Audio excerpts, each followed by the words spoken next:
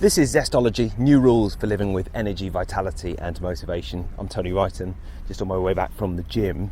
Increasingly I've noticed that my energy levels almost directly correlate to whether I've had a workout or not, and therefore I'm kind of trying to do more exercise than ever before. Not only because I just kind of anecdotally noticed it, but also I track it because I'm a bit of a geek and I can tell that my energy levels are about 5% higher when I go to the gym or work out in some ways. So the more exercise, the better, and hence I am walking back from the gym right now. Today's podcast guest is Instafamous. He's a trainer to the maiden Chelsea Stars, but he definitely has the substance and the style to kind of back up his Insta connections. Max Lowery is a personal trainer, an online health coach, and his particular area of expertise is intermittent fasting, which is, well, it's a topic you've probably heard me talk about here on Zestology already. It's something that can help you burn fat, boost energy levels, and banish hunger pangs as well. It definitely works for me. He's developed his own method known as the 2-meal day, which again is kind of what I do already. Miss out breakfast, have lunch and dinner. And that's what Max does as well. And it was awesome to chat to him at his base at Marble Arch in central London. There's actually loads of other stuff going on as well. It's not just about intermittent fasting. He's got so much going on too, including some hardcore hiking challenges. So here he is, Max Lowery on Zestology.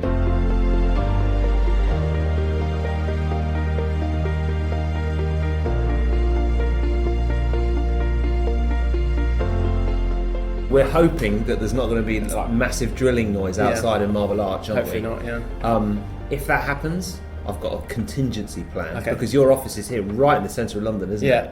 But I think we can go in the corridor out there. Okay, yeah, that can work. Because we don't need to stand on ceremony on this podcast. We can just go wherever we like. Well, to be honest, there's quite a lot of empty offices upstairs as well. Are there? We could potentially move there if... I don't know that guy as well, but there's another guy.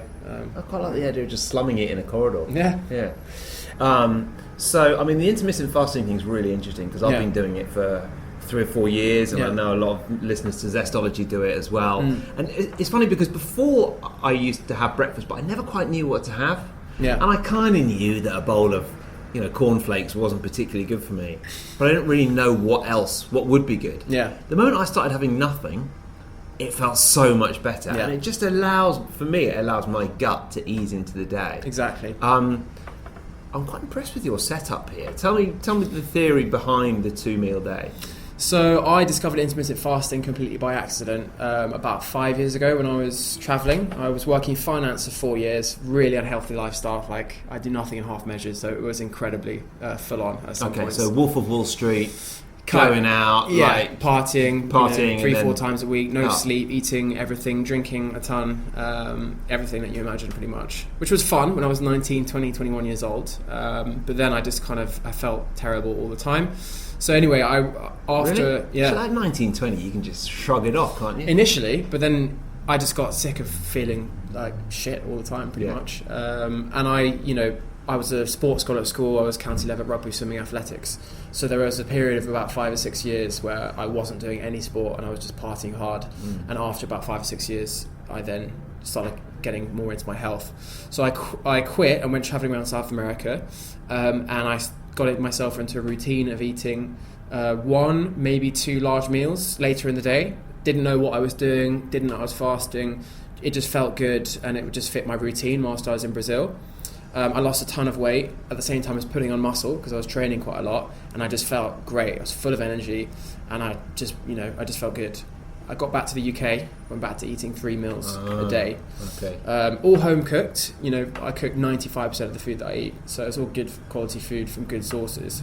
But I put on a couple of percentage points of body fat, felt full all the time, felt lethargic, was always thinking about food. So I kind of then was like, what was I doing? So I researched it, found out I was breaking my day up into a fasting period, a non-fasting period. So then I initially skipped breakfast or extended my overnight fast and had breakfast later.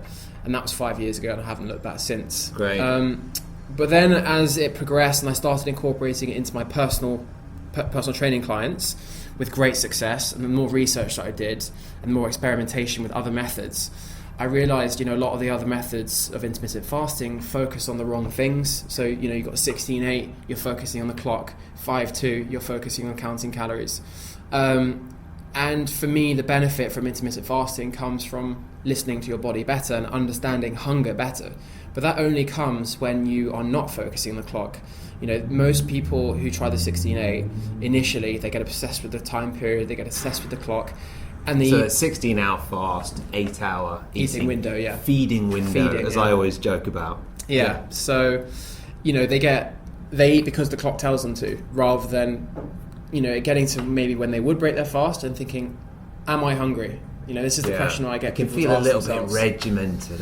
Exactly. Can't come for lunch with you. I spoke to someone on Exactly. Tuesday at Sky, and I was like, "You coming for lunch?" She said, "No, I'm intermittent fasting. Can't have a lunch for another hour." It's the dumbest thing I've ever heard. Really? You're rolling your eyes at that? Yeah, because it's one of the most frustrating things that journalists seem to quote all the time. They'll try it, and there'll be a ton of benefits, and they'll be like, "Oh, but it's antisocial, so I can't do it long term." I think probably because they're clutching at straws, they can't find much wrong with it, so maybe that's the only thing that you use. But fundamentally, if you are incorporating intermittent fasting and it's becoming antisocial, so on the Friday night you're with your friends, it's 8:30 p.m, you're at dinner, and you're like, no, I'm not eating, you are doing it incorrectly, because then it never becomes a way of life. And you've got to be flexible with it, you've got to incorporate it into your life rather than being strict with it. Exactly, yeah. So, and actually, my friend Ted is sitting here in listening. the corner quietly, taking some Instagram videos with the phone horizontal instead of vertical. Absolute amateur. But we went to the theatre last night. We got back at 11 o'clock, absolutely starving, hadn't really eaten. And had I been following, the intermittent fasting 2-meal day plan, 2-meal day would be fine. Yeah. But we were starving. We had a meal, absolutely fine. We just needed something, didn't we? Being adaptable, I think, is nice. And also, I think more important than anything is the ability to let go. Exactly. If you try and control everything, you're just going to stress yourself out, aren't you? Yeah, it's just not sustainable long term. Fundamentally, it's got to become a way of life. You've got to incorporate it how you see fit, and this is what I tell people all the time. And this is why I think the 2-meal day becomes a way of life rather than a crash diet that you do in the short term. Yeah. So, it's really interesting because I've spoken to kind of some doctors and scientists. I've told you already that I've had Dave Asprey on this podcast about, and most of them, a lot of the guests that I've had on this podcast are into intermittent fasting in some ways, but I've not spoken to an Instagram sensation like your good self yet. What was the process after that? You started doing 2-meal a day. You thought, I don't really want to go back into finance. Tell you what, I could do a bit of Instagramming here. Well, so basically, before I quit finance, I qualified as a personal trainer. So I knew when I got back from South America that was going to happen. Yeah, but it doesn't pay as much personal training as finance. Yeah, of course not. No. But, for me, sitting at a desk doing something I'm not interested in, surrounded by people I did not aspire to be like. Getting 15 tequilas down every evening. Exactly. It was time for change. Yeah, it was doing nothing for me long term. It was kind of like my university. I didn't go to uni. That was my uni. I learned exactly what I do not want to do after that. Yeah, wow. So, I had this personal training business, had a lot of clients, and then, as I said, I started incorporating it into my one-on-one clients with great success. And then as time went on, I then developed, the brand, the 2-meal day. I had the book come out. And so you were posting on Instagram at this point as well? So I was quite late on the whole Instagram thing because I'm not that way inclined naturally. It's taking me a very long time to get to the stage that I'm at now. So I was posting, but it's only really in the last 2 years that I've been really kind of going for it. And because I didn't, I wasn't really sure about what I was talking about, what my message was, and now I found something that I truly believe in, I'm passionate about. It's easy. You do it anyway. Yeah, exactly. And it's actually genuinely easy for you to talk about it. Yeah, that's the thing. The reason I wasn't good in finance because I'm a terrible salesman unless I believe in something. Yeah. If I believe in something, then I am the best salesman in the world because I truly believe in what I'm saying. It's easy. So anyway, I had the book come out, 2-meal day book, available on Amazon. When was it? Last June, so June 2017, at the same time as my website being relaunched and branded and selling tailored meal plans based around the 2-meal day concept. And we got a lot of press, which was good, and it's kind of just built up since then. That's great. I hadn't heard about you, and then I read about you in an article in the Times, was it? Probably Telegraph. Yeah. Which one? I can't remember, but it was when I got in touch with you about a month ago, or maybe 5 or 6 weeks ago. Online was it? Probably, yeah. I mean, that kind of PR is great for you. Yeah, so they've been really supportive. They believe in what I'm saying. They're always looking. I think the good thing is a lot of what I talk about, whether it's intermittent fasting, whether it's sleep, whether it's exercise, whether it's cold water therapy, it's fairly. It's not mainstream. And journalists are always looking for something that's different. Yeah. I don't take protein shakes either, and I'm quite outspoken about that. So these are all things that I believe in. That's why your guns aren't that big. No, I'm kidding. I'm joking. You are an absolute model shape. Yeah, well, so yeah, I think that helped with the press. I'm giving them different information that I 100% believe in, and that works, in my opinion. So, I mean, Instagram's so interesting, isn't it? Because I find actually that I've got more followers on other social media, but I get more feedback and more interaction on Instagram. Yeah. I just, obviously this is a hobby for me. My main job is that I work at Sky. And I just find it so hard to motivate myself to post a lot, even though I know I probably should be. Do you find, and I think especially as obviously, along with the intermittent fasting, there's a certain lifestyle, isn't there? And you mentioned that you do cold therapy and that you're really, hot on diet, and we're here and you've got your standing desk, which is fantastic. Yeah. Do you find that being so active on social media and that being such a big part of your business can actually be quite distracting for your headspace? Absolutely. It's something that I'm really aware of at the moment, and I essentially do intermittent phoning. Do you really? Intermittent media. Phoning, that's great. 2 posts a day. Well, 2 posts a day. It's more like I don't look at it for X hours per day, and I only look at it in between certain hours, because it is just, it's all consuming, and I can feel the way that it's changing the way that I think. And when I've made the decision not to look at my phone, it's like impulsive thoughts pop into my head. Oh, I need to check my phone. I need to do this. And I'm very aware of it, but it's a double-edged sword, because obviously it's my business and I want to share what I'm doing with people. I want to inspire people. Like I do a lot of hiking, solo hikes, things like that, which I want to inspire people to do as well. But by me being on my stories whilst I'm on a hike I'm not being as mindful as I could be, and I'm not appreciating what I'm doing. So it's a balance that I try to find. That fortunately, I don't have emotional attachment to my social media. If I don't get loads of likes on a post, I'm not going to lose sleep over it. It's very much kind of a more business approach to it, but just being on it does affect the way that you think. Your business mostly comes from there, am I right to say? Initially it did, but actually now with AdWords, I've got Neil, who's not in today. That's his desk there. So. Oh really? So most of it comes from AdWords now. It's now overtaken AdWords. Yeah, so we have a free 7-day taster if you're interested. Yeah. And so that's been really successful for us. So you advertise on AdWords. So when someone's googling intermittent fasting, they'll find you now. They'll find the free 7-day taster. Yeah. And that obviously we build a subscription list from that. And he's so good. He's very good. He does. Yeah. He just does the AdWords. So he does all my digital marketing essentially. Yeah. Wow. Which has been a huge help. You're so on it. That's fantastic. Well, initially I was a one-man band and I was doing everything from scratch. And yes, you can do it that way, but it slows the whole process down. Yeah. And it's stressful. So I brought Neil on, and he's made a huge difference. He came when the book came out, so a lot of things happened at the same time. I went to Joe Wicks's office in Richmond. How was that? It's just huge. Yeah. He's got 40 people in there working for him, and he's got like a gym in there. Yeah. And his picture everywhere, and he's just a lovely chap. Yeah. And he's doing great work. He's doing very well. Yeah. He was definitely an inspiration for me, because I was working very long hours as a personal trainer, with lots of clients going all around London on my motorbike. And then yours is a little more technical than.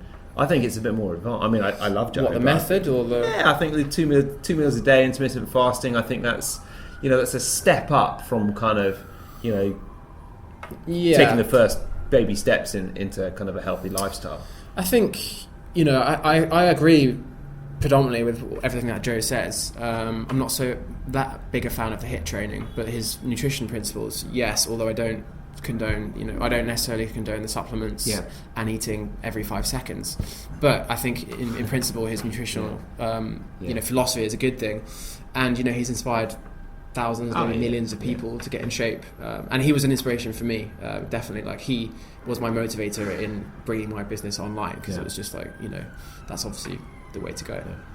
I have a feeling that they might be just gearing up to do some more building work outside, so we might be going into the hallway fairly soon. Ted, are you going to be taking a couple of videos of us as well, or are you just... Video? Yeah. he needs reminding. Yeah. I know, I meant videos. I meant videos. So, people who are listening to this and thinking, why 2 meals a day? What are they going to get by doing 2 meals a day? Well, the reason I call it the 2 meal day is because I want to simplify the whole thing. By skipping one meal, you are extending your overnight fast and getting roughly a 14 to 16 hour or longer fast in. For most people, eating 2 larger meals and 1 optional snack in between those meals is more than enough. So I just want to simplify the process as much as possible. You can choose to skip your first meal, or you can choose to skip your dinner. It really depends on your lifestyle. And what are they getting from that? How's it going to help them? You're extending the breakfast or the dinner. Yeah, so you're extending your overnight fast to 16 hours, and when you do that, you're forced to start using your stored body fat for energy, which is where many of the health benefits come from. And the most surprising thing is it's completely natural and it's nothing new. Essentially, you're retraining your body to do its job properly, is to be able to use the food that you eat and the stored carbohydrates and glycogen, but then also tapping into your stored energy, which is what body fat is. And actually, I think this is a really good visualization technique that I use with people who've never heard about this, but I have roughly 8% body fat, which is quite low for a man. Wow, yeah, that's good. And half a kilo of fat equates to roughly 3,500 calories of energy. And, calories are a measure of energy. So if you do the maths, I roughly have 60,000 calories worth of energy to tap into in the form of fat. 60,000 calories. And I have a low body fat. So everyone has all this pretty much unlimited energy to tap into, and fasting just creates the right hormonal environment for you to tap into that, and it's completely safe, it's completely natural, and there are loads of health benefits associated with this. And just to interrupt on that, I mean, this podcast is primarily about energy, and I do find that at the end of the fast, and sometimes it'll be 14 for me, sometimes it'll be 20, it just depends when I get around to eating. But when I do, or just before I'm about to eat again, even if I'm really hungry, my energy levels are through the roof. Oh yeah, absolutely. Because I think it's because, as you say, I'm burning fat, but also the stomach isn't digesting anything. Exactly. It's just chilling out. Digestion is very taxing on the body, and most people agree on that it's a good thing to give your digestion a break, but then many people disagree that you should extend it that much. But anyway. But yeah, you're freeing up energy from digestion for other purposes. You're using fat for fuel, which is a far more sustainable fuel source for your day-to-day activities. And as you go into kind of 16 hours plus, norepinephrine is released, which is it's basically adrenaline, which is a hormone that has a direct effect on your mental alertness. And low levels of norepinephrine have been shown in people with depression and things like that. Okay. And you have to understand, why are these things happening? Why do you have more energy when you're not eating? Why are you retaining muscle mass and burning body fat for energy? It's because essentially we are still the same as we were when we were hunter-gatherers. The only thing that has changed is the environment.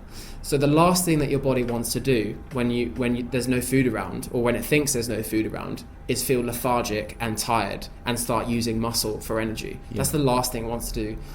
So these things happen, you start using your stored body fat, norepinephrine is released to make you feel more alert and energetic, so that kind of fasting buzz that people get, mental clarity, is enabling you to go and catch your next meal. That's essentially what is going on. So it's a fascinating thing, and we're basically just retraining our bodies to do something that is completely natural. Yeah, definitely works for me. Yeah. I mean, I very rarely have breakfast now. There's an important question that I've asked quite a lot of intermittent fasting experts on this podcast, and I still haven't got the answer quite right in my mind, so I'm going to ask you the question. Coffee, where do you stand on it, and where does it where does it fit in the 2-meal day plan? So I think the answer, as far as I have read and researched, we don't really know how coffee. There's no definitive answer on whether coffee breaks the fast. If you listen to people, whether it raises the metabolism and gets you digesting it. It certainly has an effect on your metabolism, and it certainly has an effect on different processes in the body. But whether or not that takes you out of the fasted state and gets rid of all the benefits is another question. For me, I personally don't drink coffee on a day-to-day basis because I'm super sensitive to caffeine. Deliberately, I cycle it, so I'll use it as a performance enhancer pre-workout for 2 weeks in every month, and then I won't have any for 2 weeks. And then you're back on it, and you feel great. Exactly, you feel epic. Yeah. But even then, I still don't drink coffee because it makes me feel anxious. So and what jittery. do you have, like tea or something? Actually, I drink green tea a lot. Yeah. Well, you gave us a kombucha with some green tea. Yeah, kombucha. Right? Yeah, exactly. But also I used as a plug. But the pre-workout I use is from a company called Form Nutrition, who I have a good relationship with. They're really good people, and it's called Boost. And basically, this is the same amount of caffeine as a cup of coffee, but it has L-theanine in it, which is the amino acid in green tea that stops you from feeling anxious and jittery. Oh, right. I absolutely love this product. Have one now? I mean, it's too late for me. You can have one if you want. Yeah. Oh, because if you're sensitive to caffeine, you won't be able to. Yeah, so I would never have it past 12 o'clock. Really? Because caffeine has a half-life of 6 hours. So 100 milligrams at 12 o'clock. Yeah. 6 hours later, you've got 50 milligrams in your system. 12 o'clock at midnight, you still got 25 milligrams. So you can have caffeine and coffee in your fasting period, ideally without any cream or milk. Yes, of course. Yeah. You don't want a Starbucks Frappuccino. Oh, God, no. It's probably not what we're looking for here. Yeah. But a black coffee, I mean, it's interesting. I spoke to Dr. Dale Bredesen, the Alzheimer's guy that I was telling you about before we started recording, and he's quite happy with black coffee before you break the fast. And then I also spoke to Dr. Sachin Panda. Oh yeah, you spoken to him? Yeah, he's a great guy, and I really love his approach because it's so scientific. He's done a lot of research on mice. And he's not that keen on the black coffee. He says if you can hold off until I've read his you've book. Broken the have you? Yeah, the circadian code. Yes, so he says that in terms of the effect it has on your circadian rhythm, it's incredibly powerful. It's like the equivalent of like an hour and a half's daylight. Wow. A cup of coffee. Yeah, but I think there are also lots of health benefits associated with coffee. But my issue with caffeine is when it's used to get you to your normal functioning state every day. Yeah. When you're dependent on it. Yeah. You should use it as a performance enhancer. But also you shouldn't have it first thing in the morning because cortisol blunts the effect of coffee, and cortisol is high in the morning naturally. Yeah. So by waiting 1 or 2 hours, you're maximising the effect from the caffeine, but also you're allowing your body to wake up naturally and you're not depending on that caffeine. Yeah. That's exactly what we didn't do this morning. It was like coffee within about a minute of waking up. But you've just been away, haven't you?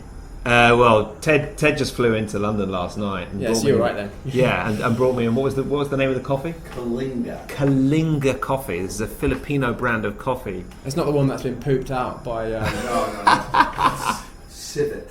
Okay. What were the Kalingas? It's Kalinga Province. Kalinga Province. Tribal coffee. Tribal area of the Philippines. Yeah, it's a little bit like drinking mud.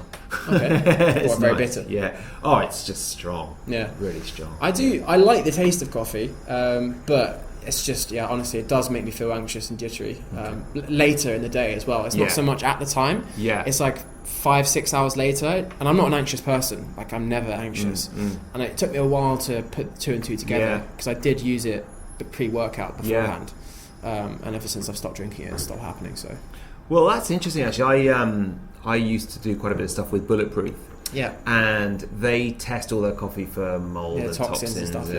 I gave some of that to some friends of mine who actually can't drink coffee because of the reasons you were talking about, making them feel jittery. And they said with Bulletproof they could. Yeah, definitely the quality of the bean and the coffee. Does it make a difference? Makes a huge difference. Does it? But also cold pressed seems to be better as well. Is it? Yeah, because it's a slower process. Right. When you're roasting things, I mean, I'm not fully clued up in the whole process of coffee. Yeah. But as far as I know, when you're a lot of the coffees, everything's done quickly. Like most, mass marketed foods and drinks. Whereas cold press, the whole process is much slower, and that means that it seems to happen less. Yeah. So, I mean, it's not just the intermittent fasting that you're doing. You've got the standing desk. You mentioned the hiking. Where have you been? Do you blog about that as well? Yeah. So the whole hiking and exploring aspect is becoming a big part of what I talk about, and I'm trying to incorporate everything into one whole message, and essentially everything that I talk about, whether it's sleep, reconnecting with nature, intermittent fasting, cold water therapy, movement. Yeah. It's all tools that I've used personally to make myself feel better, having lived so unhealthy for such a long time. Yeah. So I've really, really, really been at the other end of the health spectrum, and it wasn't pretty or good. I got kicked out of 2 schools as well when I was 16, 17 for drug abuse. So I've been there. So everything that I learned from that, I kind of incorporate into what I'm talking about. But with the hiking, you've obviously got quite a... the easy way to put it would be an addictive personality, but you're probably more someone who, when you do something, you do it properly. So I think, fully involved. Well, you're exactly right. I do nothing in half measures, and I think I was never addicted to alcohol or drugs. I was addicted to the feeling that it gave me. Yeah. And as soon as I overdid it and the feeling wasn't the same, I stopped doing it. Yeah. So the only reason I got into partying and drinking is because I stopped doing sport. When I stopped doing sport, I wasn't getting that endorphin release, the dopamine release that you get. Yeah. And I was looking for it from elsewhere. Yeah. So then I got back into... It's such a big part of the puzzle, isn't it? Just doing some kind of exercise. It's amazing how much better it feels. Everything improves. After. Yeah. Everything improves. Do you do some kind of exercise every day? I'm active every day. Yeah. I'm moving as much as possible every day. Yeah. I actually train 3 or 4 times a week, depending on what I'm training for. Currently, I'm in limbo at the moment. I've just finished an ultra marathon, which was up a mountain in the French Pyrenees. Oh yeah. 40 miles. Oh. So the hiking, is that all around the UK or Europe? The hiking, predominantly beginning to be the UK, but predominantly in the French Pyrenees, where I've been going since I was like 11 years old. Yeah. And next year I'm qualifying as what's called a mountain leader, which will enable me to legally take people on hikes and things like that. And the training is pretty extensive. So next year I will be completing my training for that. And I will be looking at doing more kind of retreat-based things. Great, and that's fantastic because you can sell them on Instagram. And how fantastic! People will get good food, 2 meals a day. Well, and they'll be doing loads of hiking. Meals a day. Yeah, you got to stick to your principles. Well, it's purely because obviously the people that are coming, I don't know what level these people are at in terms of their hike. Well, I have a fairly good idea, but the issue with intermittent fasting is when people do too many things at once. Yeah. So to come and do a really hard hike, because they are hard, it's the French Pyrenees, it's a 3,000 meter ascent. Doing fasting and then doing hiking on top for some people might be too much. So it's really interesting you mentioned that actually, because I am mostly keto and I intermittent fast as well. Yeah. And I did the 3 Peaks challenge a couple of months ago with some friends, and I have found this hiking before actually. Talk about mountain leader. We had a leader because obviously you do one of the mountains in the middle of the night. Yeah. So he absolutely pegged it up the first mountain so quick because you only got 24 hours. You've got to kind of crack on really quickly. So I've been eating my normal kind of keto fare throughout the day, and we started at 4:00 in the afternoon. Yeah. We get to the top of the mountain, and it's only taken us about 1 hour and 40 to get up Snowdon. Yeah. So we've pegged it up. Nice. And I am just scrabbling around for anything I can find. Wine gums, fruit pastels, cans of Fanta, whatever I can get down with, because it just... Keto isn't enough when you need that much energy. No. And also, although there's the theory that keto is good for endurance-based stuff, and some people would argue that that is endurance. Yeah. Actually, going uphill, this is what I experienced with my mountain training. You're going uphill and fast, you're using every energy system possible, so you need to be fueling with everything you can. Right, so it's muscle, it's strength, it's endurance, it's cardio. Yeah. It's anaerobic, it's aerobic. Yeah, you're burning a shitload of calories, you're sweating loads. Yeah, I mean, I ate, on my ultramarathon, it took 14 hours, I ate a lot. Did you? Yeah. And so are you low carb normally? Yeah, I'm predominantly low carb. I'm a lot. I was keto as well. Actually, before I started fasting, I was keto. Yeah. So that's kind of why immediately I fell in love with it. I'm low carb predominantly. Yeah. So I eat a ton of fresh vegetables and eat dairy and fish and meat and stuff. and I eat quite a lot of sweet potato. I love sweet potato. Yeah. I'm a lot less strict with it than I was, but yeah, predominantly for me, I feel like I'm higher carb, but compared to the average person, I'm still low carb. But obviously, just because I've done keto, which is the more extreme end, you're getting the carbs in a little bit now, so compared to that. I would say that I'm anywhere between 50 and 150 grams of net carbs a day. I don't count it, but I know that's roughly what it is. Yeah. And it's just I just do it on how I feel, really. Yeah. And if you're up a mountain, you just need to crack on. Yeah, when it comes to that kind of long distance hiking and stuff, a can of Fanta tastes so good at the top of a mountain. Yeah, wow. The Coca-Cola actually on the so I would never dream of drinking Coca-Cola, and I haven't literally drunk it for probably 10 years on the mountain race. My God, that was a saviour. Yeah, was it? Yeah, along with this boost stuff. It's funny, isn't it? I mean, it really is interesting. Like, it's just if your body's craving it. Yeah. Got to get it down. It's like instant as well because it's liquid and it's a ton of sugar. Yeah. And your body's craving it and you're so sensitive to it. It was immediately a mood booster. Brilliant. But that was an extreme thing that I was doing. Yeah. And on a day-to-day basis, I would never even dream of drinking that. Yeah. Disgusting. It's crap. It's absolutely disgusting. Yeah. It's probably better than Diet Coke. But because of the aspartame and sweetness and stuff. Yeah. I mean, I get asked about that a lot. I think don't drink either of them. Neither is good. Neither is good. But given a choice of a Coke or a Diet Coke, I'd go for the Coke. Yeah. Now, something I've asked everyone on this podcast is, what is one book that you'd recommend and one tip for living with more energy, vitality and motivation? So the book, it can be fiction, it can be non-fiction, it can be something you read recently or something that's had a real impact on you. What would be one book that you would recommend to people? Actually, the book that I've just read, so Dr. Sachin's Panda, the Circadian Code, was, I mean, I'd been researching quite a lot and incorporating it, but for someone that doesn't know anything about that, I think it's a really good book. And yes, although it's a lot of stuff on mice and it's very early stages with the studies, it's nothing extreme what he's saying, and most people can implement the things that he's saying. And for me personally, it's made a big difference.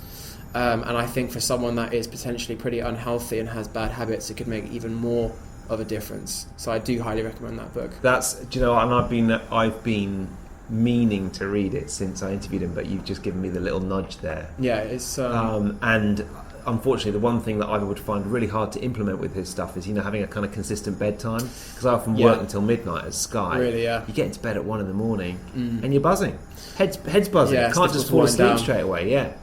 I think with that, so essentially you're a shift worker. That's did he mention that? Oh yeah. I mean, thankfully it's not working overnight, and thankfully it's off. It's only once every couple of weeks. Okay, that's better. Yeah, I mean, it's a lot of my colleagues, and for years I did the breakfast show, so I would be getting up between 3 and 4 in the morning, and you're always tired. And how do you deal with the tiredness? You eat an absolute shed load when you get to work. It's that's the thing. This is why sleep is so underestimated. And people are really, I go to events and I talk, and they're like, "What's the number one thing that you can do to optimize your health?" And I'm like, "Sleep. Get quality sleep, because everything else is so much harder if you're not sleeping properly."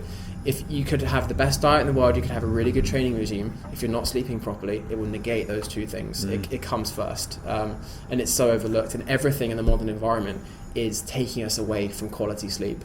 I write a lot about it. I've got a lot of information about it.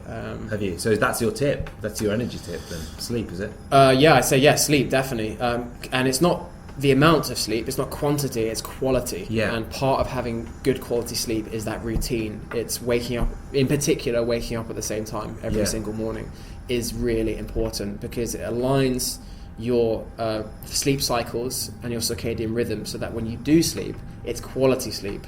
Whereas if you're sleeping all over the place, so say you're changing your bedtime and waking time every day, but you're getting the same amount of sleep, that is not nearly as good as if you were waking up at the same time every morning. And even if you're getting less sleep, then say you're getting 6-7 hours rather than 8, but the fact that you're waking up at the same time every morning is really powerful. Well, I have heard that before, and I've heard that on this podcast before, but to be honest, I've just found on the occasions that I'm getting home at 1 in the morning, so I'm going to bed 2 hours later, I just want to sleep in. But then how do you feel when you do that? Better than if I got up at 7 o'clock in the morning. I would rather have 8 hours sleep rather than 6. So I read a book by Nick Littlehales, I think it is. Yeah, I've interviewed him as well. Yeah, so and he's probably the one who told me. He's like, try and keep it consistent. He's awesome. Yeah, so I tried to get him on my Facebook Live, but he... well, I'll introduce you. Yeah, that'd be good. Yeah. So he talks about thinking of sleep in terms of cycles rather than hours. We should have Facebook Live this next time. Come back and do it. Yeah.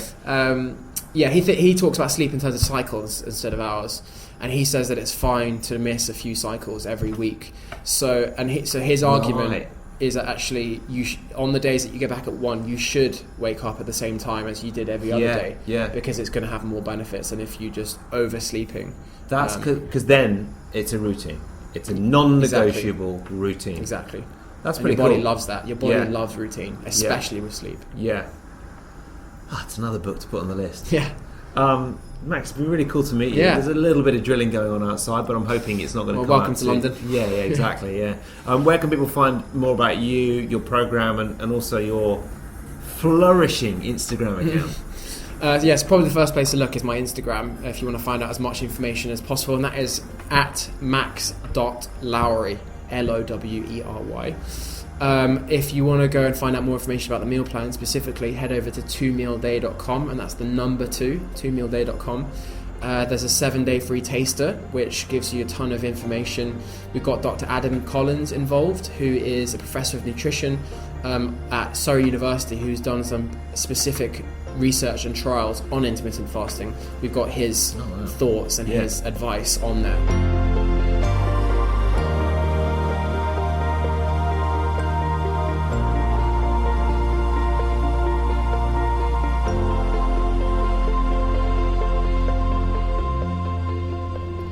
That is it for this week's Zestology.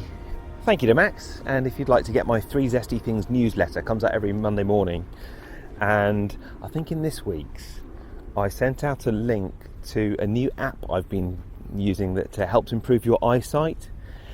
I've just noticed that as time goes on, my eyes are definitely not what they used to be, and rather than using glasses, I'm trying to sort it out the natural way, and I've been using this app that essentially you use they will only let you use it for about 10 minutes a day, because otherwise it's too tiring for the eyes, and what it does is it trains your eyes to see better. So I think our eyes get lazy as we get older, and like a muscle, you start to train it and it gets better. So I've been using that, and I put it on the 3 Zesty Things newsletter. I also put on the newsletter as well a supplement. It's called Bulletproof Eye Armour, and it's got astaxanthin and lots of other things in it, and that's supposed to help your eyes as well. Whether it works or not, I'm not sure, but I will definitely report back on Zestology. What else did I put in the newsletter? Oh yeah, that's right, I went for an IV drip, an intravenous drip this week. Magnesium and vitamin C, huge amounts of magnesium and vitamin C. If you swallowed this in tablet form, or if you swallowed it in liquid form into your stomach, it would just make you really ill. But because it goes into your veins, it's okay, and your body can kind of assimilate it and accept it. This podcast is all about energy and vitality, and after having had 25 grams of vitamin C intravenously pumped into me last week in an IV drip, I kind of felt like I'd had 10 hours sleep and a triple espresso. Now, it did feel great, but I must admit the next day I didn't feel that much difference. But also on the links for the newsletter, I put I think it's called IV Boost UK, if you want to Google it, and there's a small Zestology discount if you want to mention Zestology when you get in touch with them as well. But it's not particularly cheap, but it definitely does help with energy as well. So that's the kind of thing you can expect in the 3 Zesty Things newsletter. Go to TonyWrighton.com and sign up for that, and I will see you again here on Zestology next week. See ya.